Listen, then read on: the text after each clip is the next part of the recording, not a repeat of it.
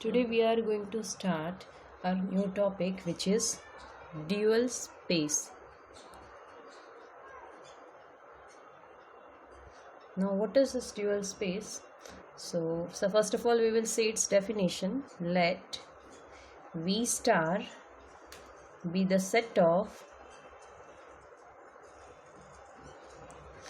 all linear transformation or all linear functional.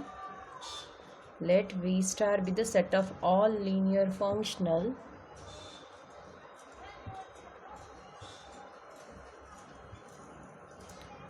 on a vector space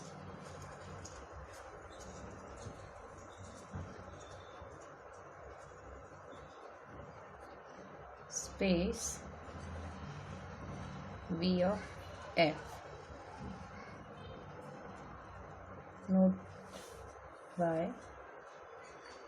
Note V star is nothing, but we can say that V star is the set of all linear functional such that F is a function from V to F is a linear functional.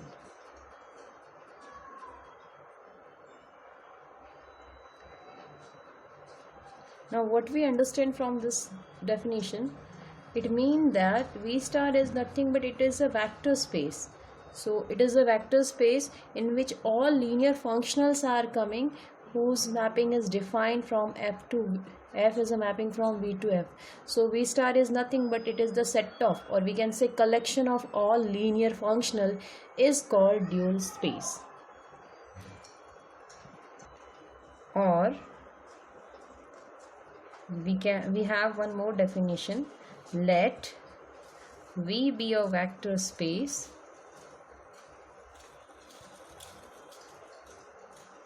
over the field F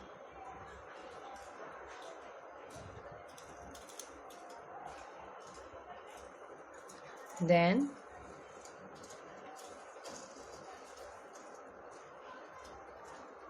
the set V star of all linear functional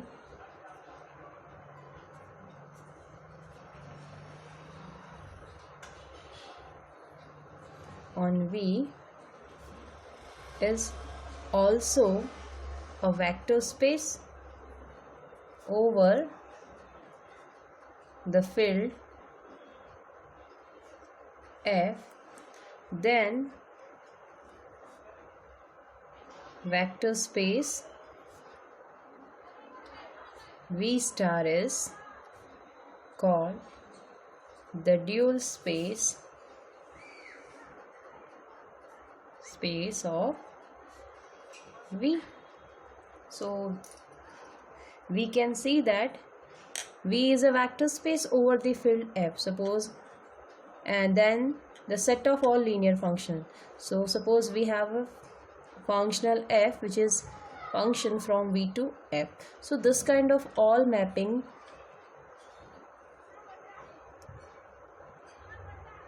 suppose lie in this set.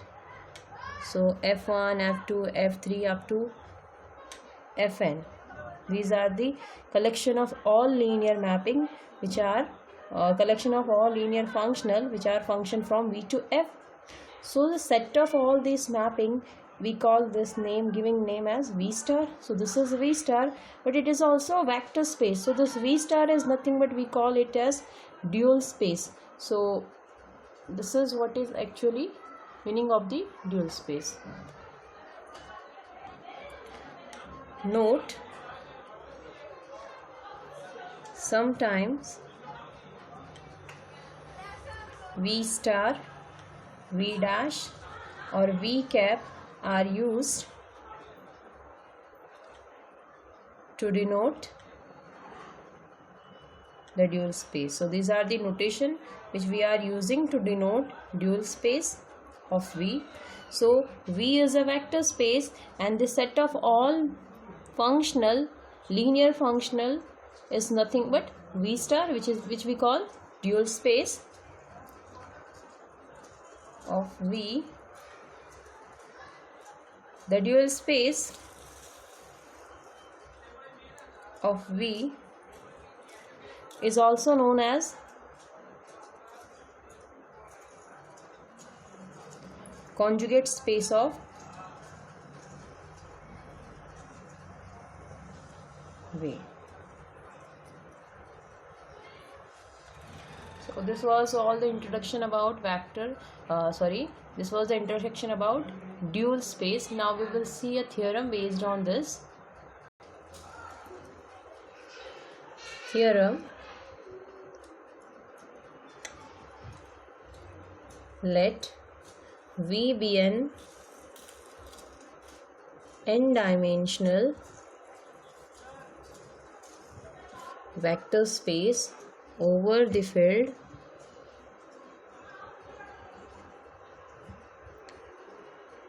F, and let V is equal to V1, V2 up to Vn be an ordered basis for V. If alpha 1, alpha 2 up to alpha n is any ordered set of n scalars, then there exists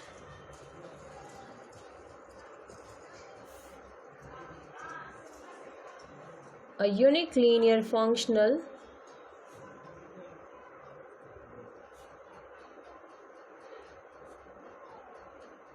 f on V such that f of Vi is equal to alpha I, where I is equal to 1, 2 up to n. Proof. So first of all we will see what is the given in the theorem. So it is given in the theorem: V is an n-dimensional vector space over the field F. That means V contain n elements. Then B is equal to V1, V2. It is the ordered basis for V. So this is the element of the basis for V. If alpha 1, alpha 2 up to alpha n is ordered set of n scalars, then there exists a unique linear functional f on V such that f of Vi is equal to alpha I. So they are asking to prove that if alpha 1, alpha 2 up to alpha n are ordered set of n scalars, then for each Vi, if we are taking f as a mapping, f as a functional, then f of Vi is equal to alpha I. That means if I take Vi, so for every Vi, for different every Vi, we will get different alpha i's. So we will prove first existence of f. Existence of f.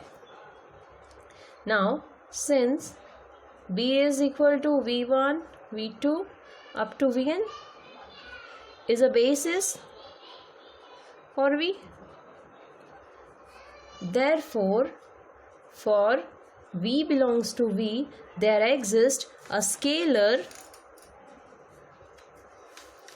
beta 1, beta 2 up to beta n such that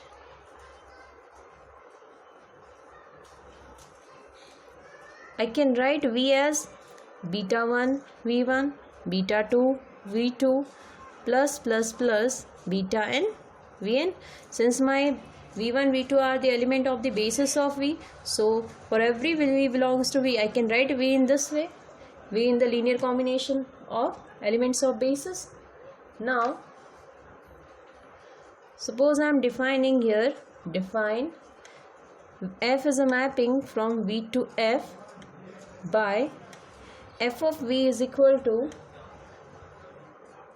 beta 1 alpha 1, beta 2 alpha 2 plus beta n alpha n. So here we are defining f in this way, so that f of V is equal to beta 1 alpha 1, beta 2 alpha 2, beta n alpha n, where my betas are nothing but the scalar which I am using to write V in the linear combination of elements of basis, and alpha are another scalar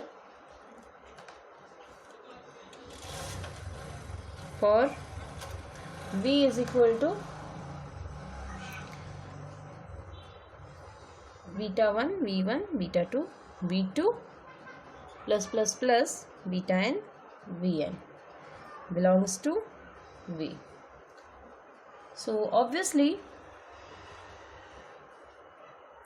f of V as defined above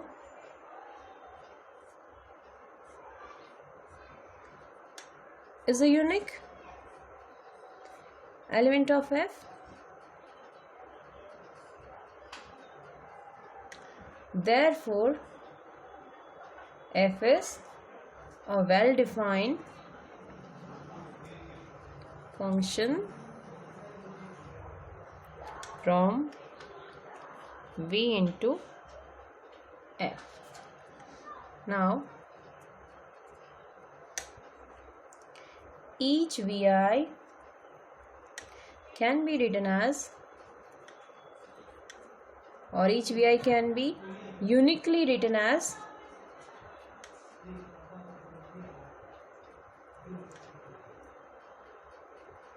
Vi is equal to 0 V1 0 dot V2 plus 0 dot Vi minus 1 plus 1 into Vi plus 0 into Vi plus 1 plus up to 0 into Vn. So if I want to write my Vi in unique way, then I can write here V1, V2 and Vn are nothing but the elements of the bases of V, and here if I want to write V in the linear combination of this, then I can write in this way, 0 into V1, 0 into V2. So here my scalars are all 0 excluding on ith position. Ith position my scalar is 1, so I can write Vi in this way. So I can write V1, V2, Vn up to Vn, all value I can write in this way. That means that my Vi can be uniquely written as this. Therefore from that I can write this. If f of Vi is, I am writing 0 into alpha 1, 0 into alpha 2. That means if I will take f of Vi, then this is nothing but alpha I only.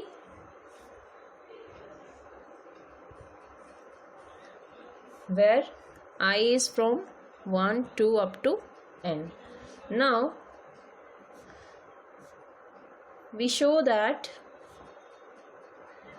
f is a linear functional. So in this question, first of all we have defined f, then we are saying that every element of V can be uniquely written as in the linear combination of the element of the bases. And now we are showing that f is a linear functional. For that we need two scalars and two vectors. So first of all, let beta and gamma belongs to f and u and v be any two elements of V. So u is nothing but beta 1 V1, beta 2 V2 plus beta n Vn. Similarly, V is nothing but gamma 1 V1, gamma 2 V2 plus gamma n Vn. Now f of beta u plus gamma v is equal to f of, first of all I know that my u is element of V and v is also element of V. Then if I multiply beta by this and gamma by this, and on adding this I will surely get beta u plus gamma v in V only. So first of all I will add these two elements. So beta 1 V1, beta 2 V2 plus beta n Vn plus gamma 1 V1, gamma 2 V2 plus gamma n Vn. Now this can be written as, if I want to write all the elements of V together, or before that I can multiply this by every element of U.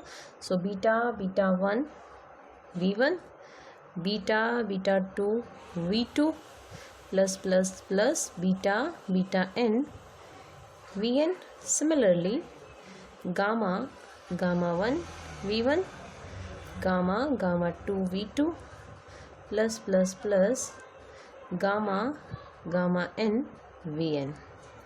Now from this, if I want to write coefficient of vi together, then beta beta 1 plus gamma gamma 1 v1, beta beta 2 plus gamma gamma 2 v2 plus plus plus beta beta n plus gamma gamma n vn is equal to same.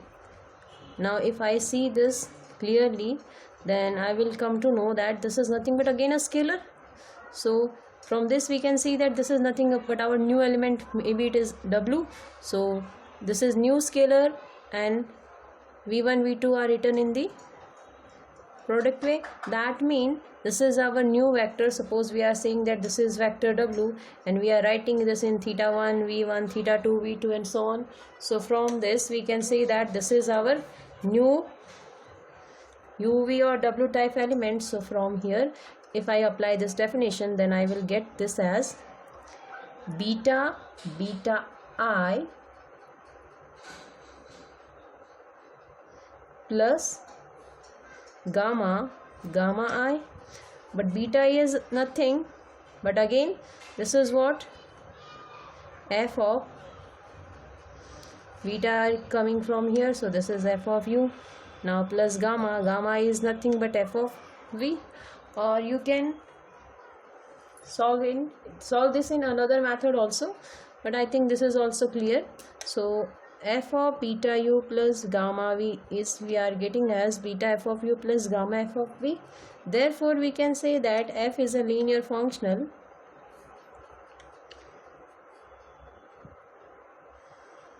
from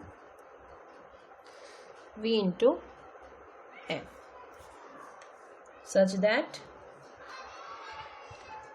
f of vi is nothing but alpha I, where I is equal to 1 2 3 up to n. Or you can write one thing more here. If u is this, then f of u is beta I, and if v is this, then f of v is nothing but gamma I. So from here we are writing beta I is equal to f of u and gamma I is equal to f of v. Now we have shown that f is a linear function and it is defined in this way. Now uniqueness of f. So let G be a linear functional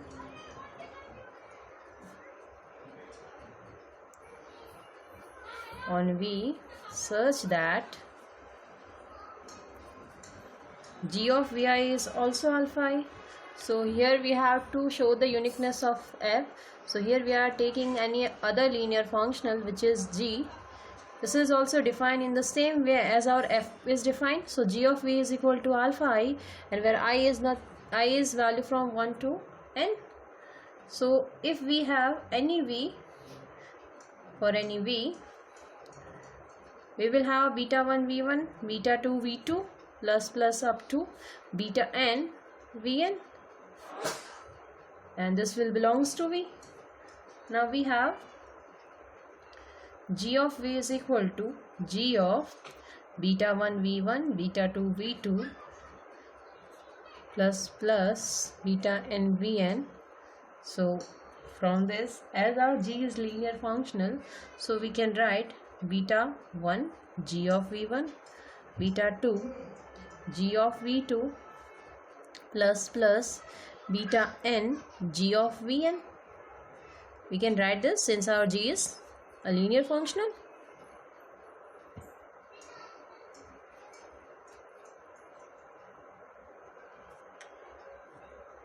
Again beta 1, but we are saying that G of Vi is equal to alpha I.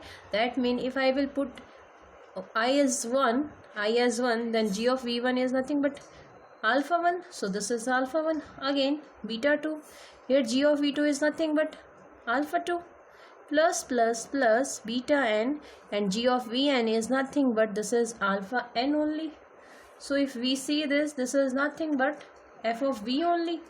So here we are taking G of v and now we are getting that it is equal to f of v. This implies that G and F are both are the same, they are not different mapping, so G is equal to F. Therefore this shows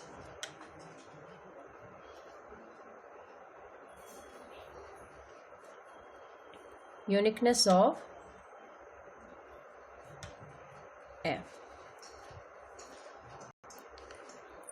Hence the theorem, we have shown that if we have any mapping which is mapping from V to F, and we have beta B is equal to V1, V2, Vn, be an ordered basis for V, then we will get some alpha i's for each Vi which can be uniquely linear functional on V, such that f of Vi is equal to alpha I. That means for every element of V we can uniquely write in the form of alpha i's. So we have proved this theorem. Next theorem, let V be a vector space over the field F, and let F1 and F2 be linear functional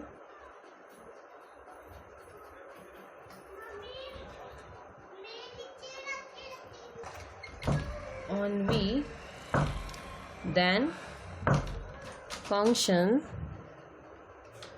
F1 plus F2 defined by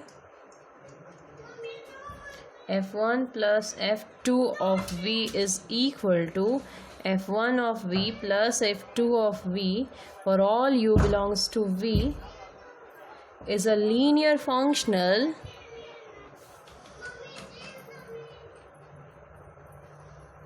on V if alpha is any scalar or alpha is any element of F.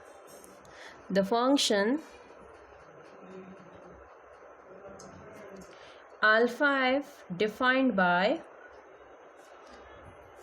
alpha f of V is equal to alpha f of V for all V belongs to V is linear functional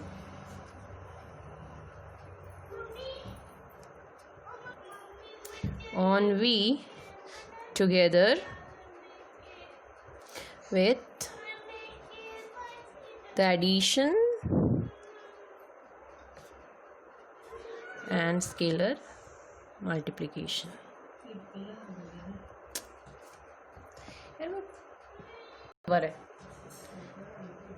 Scalar multiplication defined above is a vector space over the field F. So this is the theorem statement. If V is a vector space over the field F and F1, F2 are linear functional on V, if they are defined in this way, and this is, we have to prove that this is a linear functional. Again, if alpha is any element of F, then alpha F is defined in this way, then we have to show that it is a linear functional. So it is given that it is a linear functional within the addition and scalar multiplication, then we have to prove this kind of set is a vector space. So we have to prove all the axiom which we are proving for any space, any set to vector space. So this you have to do.